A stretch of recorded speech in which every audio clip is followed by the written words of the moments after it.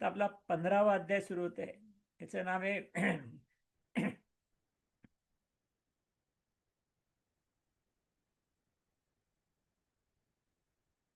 पुरुषोत्तम योग म्हणून नाव आहे.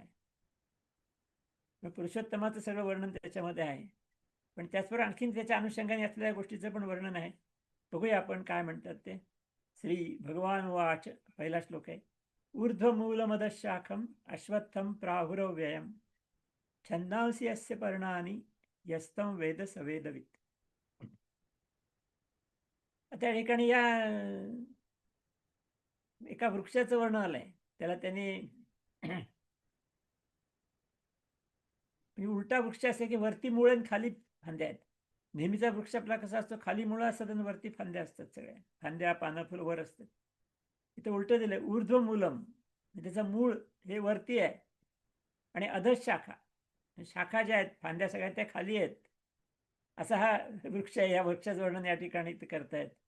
त्याला त्यांनी अश्वत्थ वृक्ष म्हटलेलं आहे. तर पुढच्या अध्यायामध्ये विभूती अध्याय आहे तिचा एक भगवंतांचा. त्याच्यामध्ये त्यांनी अश्वत्थाला परमेश्वराचा अंश म्हटलेला आहे. अश्वत्थ ही भगवंताची विभूती असं त्यात त्यांनी सांगितलेलं. आणि अश्वत्थ वृक्षाचं महत्वाचा भाग असा असतो की तो 24 तास ऑक्सिजन सोडत असतो. म्हणजे काहीतरी चांगला गुण त्याच्यामध्ये आहेच. त्याचं हे अश्वत्थ वृक्ष याचं नाव दिलं याला. आता ऊर्ध्व मूल आहे, मूळ वरती आहे. मग मूळ काय आहे? कारण हे सगळं ब्रह्मांडाचं वर्णन आहे. ब्रह्मांड आहे खाली आहे सगळं. छंदांसी अस्य पर्णानि वेद वेद पाहते. आणखीन पुढच्या श्लोकात पण वर्णन आहे. तर सगळ्याचं मूळ परमात्मा आहे, भगवंत आहे, परमात्मा आहे, ब्रह्मदेव आहे. मग ते वरती आहे सगळ्यात. मग बाकी त्याच्यापासून निर्माण झालेलं सगळं ब्रह्मांड खाली आहे. आता आपण आपल्या कुटुंबाचे देखील जर सगळ्या इतिहासात लिहायचा म्हटलं, कोण कोणाची मुलं, कोण कोणाची मुलं, सगळ्यात वरती मूळ पुरुष असतं. मग त्याच्याकडे त्याची मुलं, त्याची मुलं, त्याची मुलं अशी खाली खाली येत जातात. तसं मूळ पुरुष वरती आहे. म्हणून ह्या श्लोकात तेच म्हणजे ऊर्ध्व मूलं म्हणजे काय, आपल्याला काय विचित्र काय वाटायचं कारण नाही की सगळ्या ब्रह्मांडाचं मूळ वरती आहे. असं तो वृक्ष आहे. असं एक वृक्षाची कल्पना केली त्यांनी.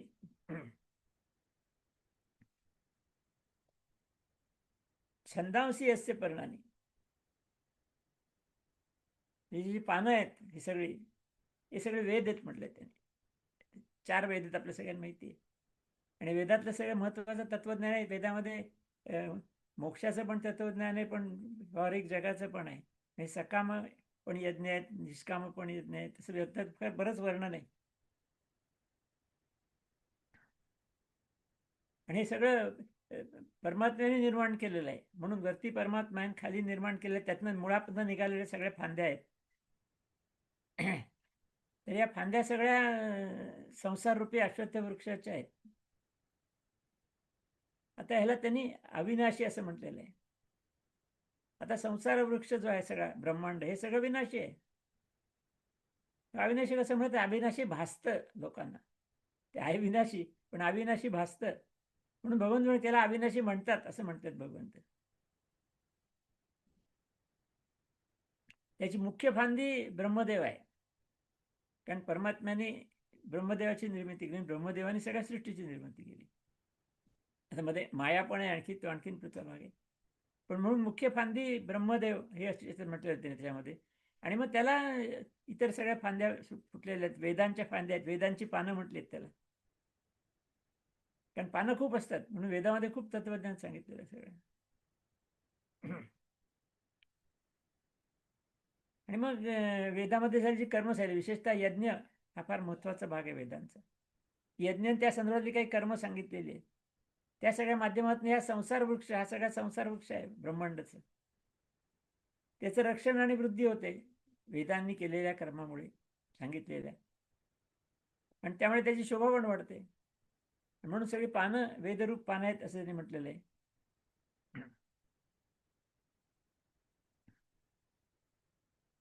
मग ह्या सगळ्या संसार रूप वृक्षाला जो पुरुष म्हणजे जो जीवात्मा मुळासकट जाणतो. परमात्मा हे मूळ आहे, ब्रह्मदेव मुख्य फांदी आहे, बाकीचे सगळ्या फांद्या आहेत, वेद पानं आहेत, हे सगळं तत्वरूपाने जाणतो व्यवस्थित. त्याला खरं वेदांचा अर्थ कळला समजायला हरकत नाही, असं भगवंत म्हणतात. म्हणजे वेदात दोन्ही गोष्टी आहेत, सकाम निष्काम आहेत, पण दोन्ही व्यवस्थित जाणल्या पाहिजेत.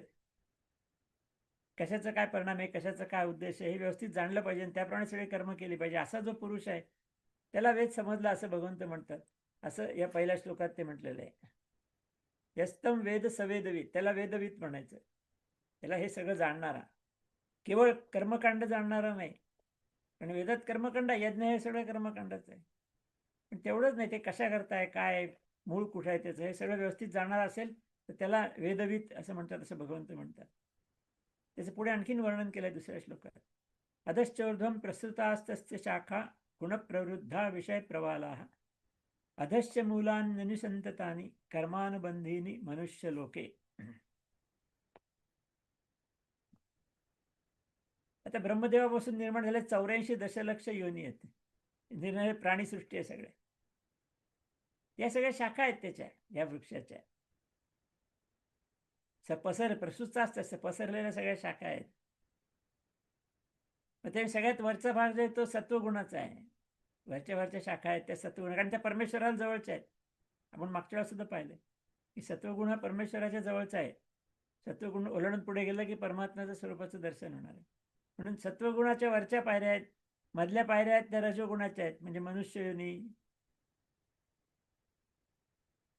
आणि त्याच्या खालच्या ज्या टप्प्या आहेत, पानं बिनं सगळे, ते सगळे खालचे आहेत. कीटक, पशु पक्षी योनी असे आहेत.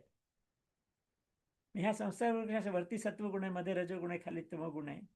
आणि त्याप्रमाणे असलेल्या सगळ्या निरनिराळ्या ज्या जाती जमाती आहेत, प्राणीसृष्टी आहेत निरनिराळ्या प्रकारच्या.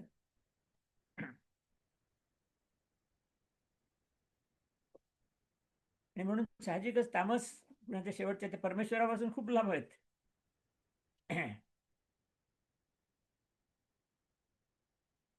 आणि मग मनुष्य योनीमध्ये कर्म आहेत.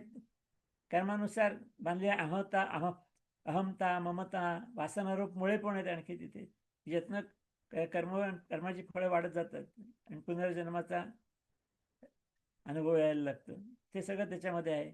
हा सगळ्याच या वृक्षाचं वर्णन भगवंतांनी ठिकाणी केलं. हे सगळं आहे तिथे. आणि सगळ्यात मूळ पुरुष वरती आहे. ऊर्ध्व मूल मध शाखा, हे सगळं सुरुवातीचं वर्णन आहे.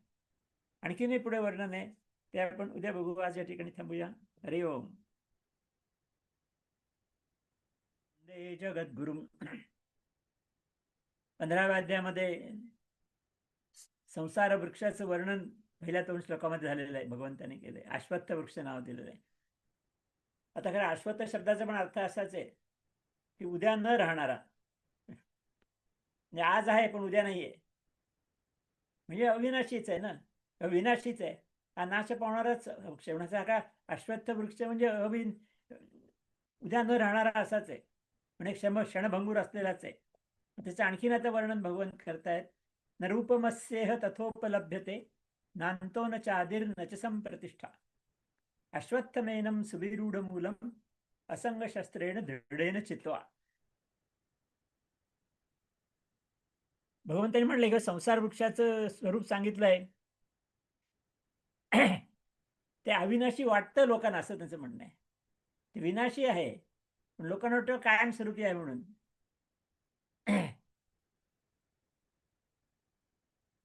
आता कधी सुरू झाला, काय झाला, केव्हा संपणार हे नक्की माहीत नाही आहे, आपल्याला तरी माहीत नाही ते.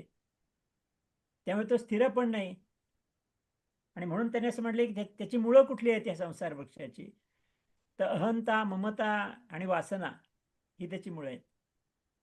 की मी करतो, मी करतो, मी करतो, मला हे पाहिजे, मला ते पाहिजे, असे ह्या सगळ्याच्या मधनं त्या संसार वृक्ष घट्ट मुळं आहेत त्याची संसाराची. आणि मग त्याच्यातनं मुक्ती नाही ना, पण प्रश्न तो तिथे आहे.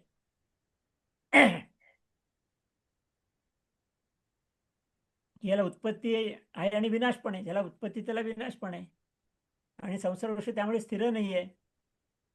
म्हणून दृढ वैराग म्हणून मुळं भक्कम आहेत, त्यामुळे तो काढून टाकायला वेळ लागतो फार. मग भगवंत त्याला म्हणतात की वैराग्य रूपी शस्त्राने त्याला तोडून टाकायला पाहिजे. म्हणजे वैराग्य निर्माण व्हायला पाहिजे असं काय संसारासंबंधीचं. विरक्ती, आकर्षण नाही, त्याच्या विरुद्ध विरक्ती निर्माण व्हायला पाहिजे. म्हणजे मग तो आपल्याला कापता येईल. म्हणून विरक्त संसार वैराग्य रूपी वस्त्राने याला तोडून टाकलं पाहिजे. म्हणजे काय तर नंतर खरं ज्ञान मिळालं पाहिजे. खरं ज्ञान काय आहे? परमात्मा स्वरूप आहे. परमात्म्याने सगळं निर्माण केलंय, पण ते नाहीसे पण होणार आहे. आणि मी परमात्म्याचा अंशला, मी देखील अनादि अनंत आहे. जसं परमात्मा स्वरूप अनादि अनंत आहे, तसं मी पण अनादि अनंत आहे, हे लक्षात आलं पाहिजे. हे खरं ज्ञान आहे. पण काय ते जीवात्म्याच्या एका बाजूला संसार आहे सगळा घट्ट मुळाने बांधलेला, आता म्हटलं तसं, आणि दुसऱ्या बाजूला भगवंत आहे. त्या संसारी माणसाने संसाराकडे जायचं का भगवंताकडे जायचंय, त्याला संधी आहे. इतर प्राण्यांना अशी काही संधी नाही. त्यांची ठरलेली कर्म करत क्रमाक्रमाने ते प्रगती टप्प्यामध्ये येतात. त्यांना स्वतःला तसं काही संधी नाही. पण माणसाला संधी आहे की तुम्ही संसाराकडे गुरफट जायचं का भगवंताकडे जाऊ शकता. तुम्ही करू शकता. असं या ठिकाणी त्यांनी सांगितलेलं आहे. आणि म्हणून त्या परमेश्वराची उपासना केली पाहिजे, हा त्याचा अर्थ आहे. नंतर चौथा श्लोक आहे आता, ततः पदं तत्परिमार्गितव्यम यस्मिन् गता न निवर्तन्ति भूयः तमेव चाद्यम पुरुषम प्रपद्ये यत प्रवृत्ती प्रसृता पुराणी. की आता परमेश्वराला शोधलं पाहिजे. शोधलं म्हणजे तो काय हरवलेला नाहीये, पण आपल्याला त्याची जाणीव नाहीये. म्हणून आपण आपल्या जाणीवेतून त्याला शोधलं पाहिजे, असं भगवंत म्हणतात. त्याला चांगल्या प्रकारे शोधलं पाहिजे. आणि ज्या परमेश्वरापर्यंत गेलेले पुरुष आहेत, म्हणजे आत्मे, ते परत येत नाही, कारण त्यांना तेच त्यांचं घर आहे. त्यांचं आपल्या घरी गेल्यानंतर परत यायचं कारण नसतं. म्हणून मग त्या परमेश्वरापर्यंत गेलेले पुरुष कधी परत येत नाहीत. त्या परमेश्वराचे वर्णन पण याच्यामध्ये, की ज्या परमेश्वरापासून या संसार वृक्षाची सगळी परंपरा निर्माण झाली, केली परमेश्वराने निर्माण, पण ती अस्थिर आहे, नाश पावणारी आहे, हे लक्षात आलं पाहिजे. म्हणून ज्यांनी निर्माण केले त्याच्यापर्यंत जायला पाहिजे. त्यांनी जे निर्माण केलंय ते ठीक आहे, पण ते सगळं विनाशी आहे, क्षणभंगूर आहे. मग क्षणभंगुराच्या आणि विनाशी असलेल्या गोष्टीच्या मागे लागण्यापेक्षा ज्यांनी ते निर्माण केलं त्या परमेश्वराच्या मागे लागलं पाहिजे. त्या नारायणाला मी शरण गेलं पाहिजे, असा निश्चय केला पाहिजे. हे संसारात राहायचंय, पण परमेश्वराच्या दिशेने वळवायचंय. संसाराकडे वळवायचं नाही, संसाराला पाठपाठ फिरवायची, म्हणजेच वैराग्य निर्माण करायचं. सांसारिक गोष्टी संबंधी विरक्ती निर्माण करायची आणि परमात्म्यासंबंधी आसक्ती निर्माण करायची. आणि त्याच परमेश्वराचं मनन, चिंतन, निधिध्यासन असं करायला पाहिजे, असं भगवंत या ठिकाणी म्हणतात. ठीक आहे, आपण थांबूया इथे. हरिओम.